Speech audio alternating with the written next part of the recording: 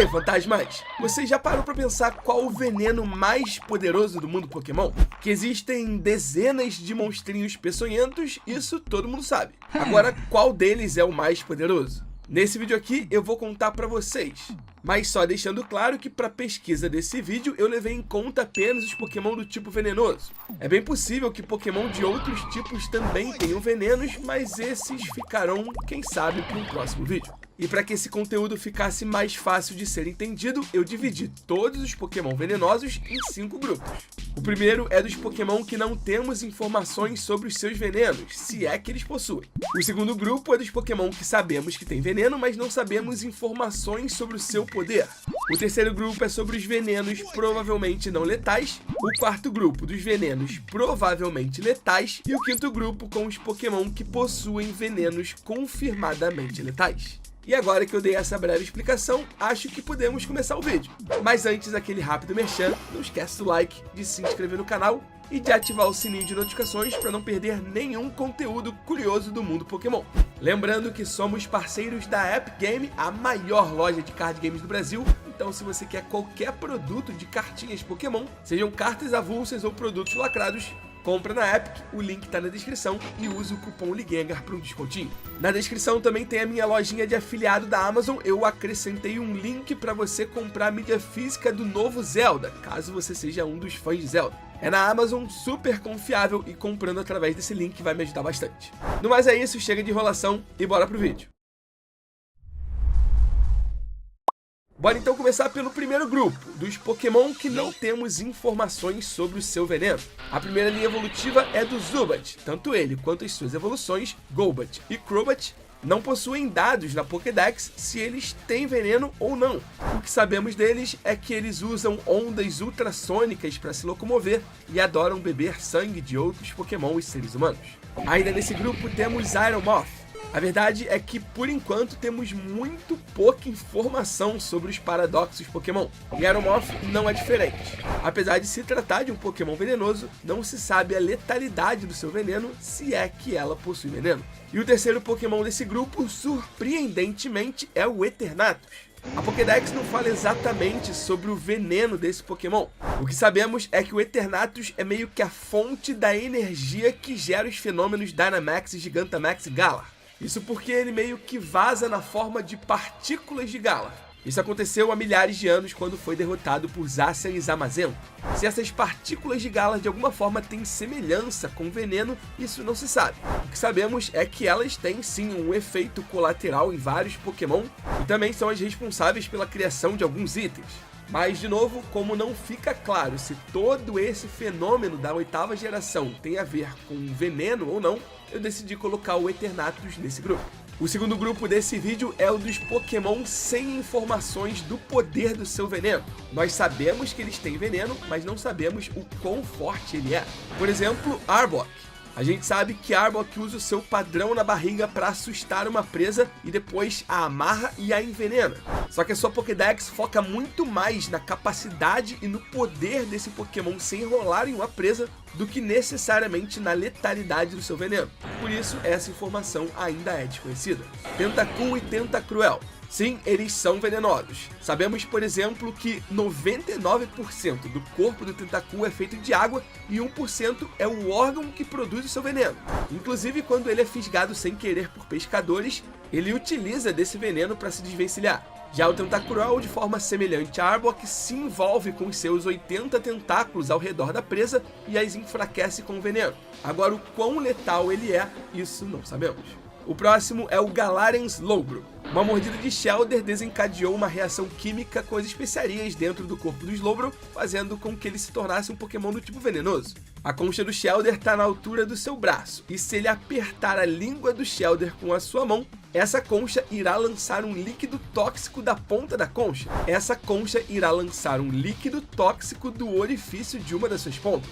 Agora, o quão tóxico é esse líquido, isso infelizmente não sabemos. Os próximos são Koffing e Weezing. Eles basicamente são balões de pele fina cheios de um gás altamente tóxico. Só que o maior perigo desses Pokémon é que eles ocasionalmente explodem. E isso com certeza pode ser letal. Mas como o foco desse vídeo é falar sobre os venenos dos Pokémon venenosos, a grande verdade é que não sabemos o quão letal pode ser as substâncias tóxicas desses Pokémon, se é que elas são letais. Em Paldea, o Wooper se transforma depois de perder uma luta territorial e começa a viver na Terra. Com o tempo, ele mudou e desenvolveu uma película venenosa para proteger o seu corpo. Então a informação que temos aqui é que o veneno do Paldean Wooper é para proteção. Claro, ele pode gerar algum tipo de reação quando alguém encosta no Pokémon, mas, de novo, não sabemos. Agora é a vez de Poipole e Naganadel. Sabemos que essas Ultra Bees são capazes de criar sprays de venenos através das suas agulhas. Naganadel, inclusive, armazena centenas de litros desse líquido venenoso dentro do seu corpo. Também sabemos que esse líquido é imensamente adesivo.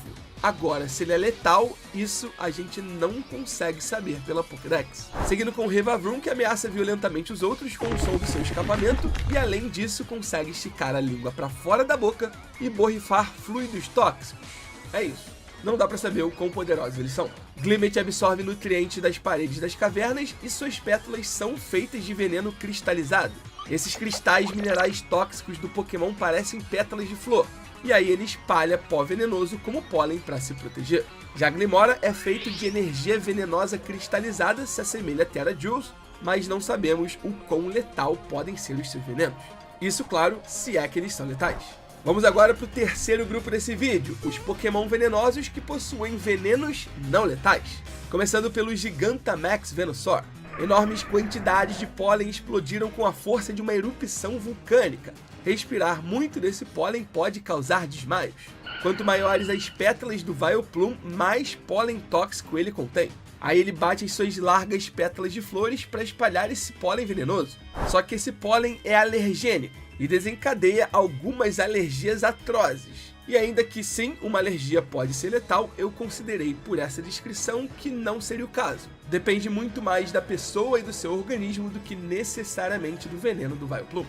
De todo o corpo do Venonat escorre veneno. Já as asas do Venomoth são cobertas por escamas semelhantes à poeira. Cada vez que bate as asas, solta poeira altamente tóxica. Essas escamas, quando são espalhadas, paralisam qualquer um que as toque, tornando-os incapazes de ficar de pé. Paralisar é muito diferente de ser letal. Gastly nasce de gases venenosos, e qualquer um que se vê envolto por esse corpo do Gastly vai acabar desmaiando como efeito do seu veneno. De novo, desmaiar é muito diferente de morrer. Spinarak não tem um veneno em suas presas tão forte, mas é potente o suficiente para enfraquecer uma presa que fica presa na sua teia. Para inflar seu corpo, Qwilfish bebe mais de 2,6 galões de água de uma só vez. Assim, dispara os seus espinhos venenosos. Eles são os responsáveis por injetar uma toxina que, de novo, causa desmaios. Reza a lenda que quando Dustox bate as suas asas, uma poeira fina se espalha por toda parte. Essa poeira, na verdade, é um veneno poderoso que pode deixar um lutador profissional doente. Mas creio eu que ele pode tranquilamente se recuperar. Budew, Roselia e Roserade possuem venenos bem poderosos.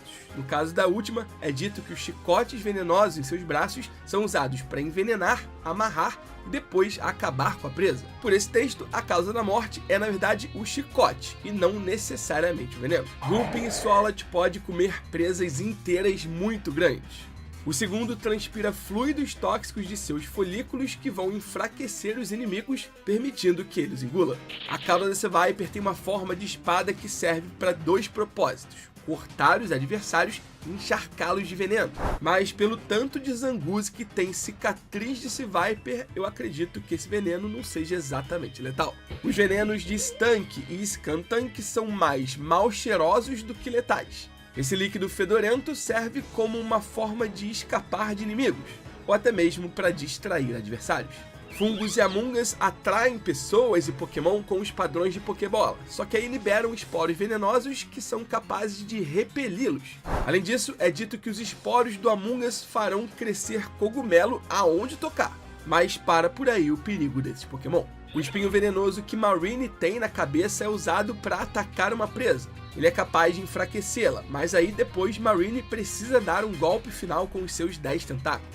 Já o veneno do Toxapex é dito que causará dores intensas por 3 dias e 3 noites. Após a recuperação, alguns efeitos colaterais podem permanecer, mas até onde eu pesquisei não há registros de morte. Os sacos de veneno produzem um fluido no Salandit que aquece com a chama da sua cauda. Esse é o processo para criar o gás venenoso desse Pokémon, e quando inalados pelos inimigos, causa desorientação. Salazzle vai pelo mesmo caminho, deixa os oponentes tontos com o seu gás venenoso e depois os cativa com movimentos sedutores para transformá-los em servos leais. Nihilego é uma forma de vida de um outro mundo, chamado de Ultra Beast, e até onde sabemos, ela produz uma forte neurotoxina. Esse Pokémon é um organismo parasita. Ele consegue se prender à cabeça de alguém e aí começa a injetar essa neurotoxina para tomar controle do seu hospedeiro. A gente viu isso acontecer, por exemplo, nos jogos da 7ª geração com a Lusamine, e por mais assustador que isso possa parecer, não é letal. Lusamine foi salva e passa muito bem. Se essa neurotoxina, num longo período de tempo, pode levar o hospedeiro à morte, isso não sabemos. Toxel armazena veneno em um saco interno e o secreta através da pele. Se tocar esse Pokémon, uma sensação de formigamento começará. Toxel manipula a composição química do seu veneno para produzir eletricidade, e a sensação de formigamento pode gerar uma certa paralisia.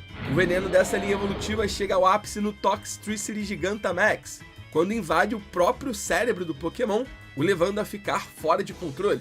Isso pode até gerar golpes letais, mas o veneno do Toxel e do Toxtricity não são letais sequer para o próprio Pokémon. E por fim temos Shroudle e Grafaiai. Os dentes super afiados do Shroudle são encharcados de veneno, e ele os cravará em qualquer um que o irrite. Isso causará paralisia na sua presa. Não temos informações de que ao evoluir para o Grafaiai o seu veneno fique mais forte. O quarto e penúltimo grupo desse vídeo são dos Pokémon que possuem venenos provavelmente letais. Não é o caso de Weedle e Kakuna ainda. Esse Pokémon até tem ferrões venenosos afiados, mas é na Beedrill que a coisa começa a pegar. Beedrill tem 3 ferrões venenosos nas patas dianteiras e na cauda. São usados para espetar rapidamente o inimigo. O ferrão da cauda é aquele que secreta o veneno mais poderoso. Aqui eu devo dizer, o texto na Pokédex parece um pouco ambíguo. Por mais poderoso, a gente podia entender que esse veneno é o mais poderoso do mundo Pokémon, mas a minha interpretação é que esse é o veneno mais poderoso secretado pela Beedrill, o que vem da cauda e não dos ferrões dos braços. Continuando com a linha evolutiva do Nidoran macho, dizem que quanto maiores os chifres do Nidoran, mais poderoso é o seu veneno. Isso continua com o Nidorino, que tem um chifre mais duro que o diamante e consegue perfurar basicamente qualquer coisa, injetando um poderoso veneno na ferida criada. E também no Nidoking, que apesar de se valer mais da sua força bruta, também é um Pokémon extremamente venenoso. E porque eu acho que o veneno deles é provavelmente letal, por causa da Nidoran fêmea, que já falaremos. Bellsprout é capaz de produzir um fluido que derrete até ferro, então imagina o potencial disso num ser humano. Weepinbell vai pelo mesmo caminho, e segundo a Pokédex da Victreebel, uma presa engolida por esse Pokémon é derretida completamente em um dia. Ou seja, o ácido produzido por essa linha evolutiva é extremamente poderoso. Continuando com Hisuian Sneasel. Esse Pokémon possui garras robustas e curvas ideais para atravessar penhascos íngremes, mas também é da ponta dessas garras que ele escorre um veneno que infiltra nos nervos da sua presa. Ao evoluir para o Sneasler, esse veneno fica só cada vez mais virulento, e é justamente essa capacidade de infiltrar no sistema nervoso que, para mim, faz desses Pokémon letais. Ainda que a Pokédex não deixe isso exatamente claro. Skorupi agarra sua presa e injeta veneno até que ele tome conta do corpo por completo da presa. Já o Drapion também tem um veneno potente, mas ele é raramente usado. De forma semelhante ao Nidoking, ele prefere usar a sua força física para subjugar um adversário. O veneno do Skrelp é criado a partir dos seus hábitos alimentares. Esse Pokémon come algas marinhas podres que acabarão se tornando justamente o seu veneno. Quando evolui para Dragalge, esse veneno é tão forte que pode corroer o casco de um navio. Esse Pokémon cospe veneno indiscriminadamente em qualquer coisa que entrar no seu território. Como eu disse, o veneno do Dragalge pode corroer a parte inferior dos barcos e reza a lenda que qualquer embarcação que entrar nos mares do Dragalge nunca mais são vistos. Se isso não é letal, eu não sei mais o que é. E por fim, fantasmas, o último grupo, aqueles venenos que são confirmadamente letais pelas Pokédex dos seus Pokémon, começando surpreendentemente pela Nidoran fêmea. Apesar de ser um Pokémon pequeno, suas farpas venenosas tornam esse Pokémon muito perigoso. A fêmea tem chifres menores do que os machos, mas o veneno secretado por eles é extremamente potente. Segundo a Pokédex, mesmo um pequeno arranhão pode ter resultados fatais.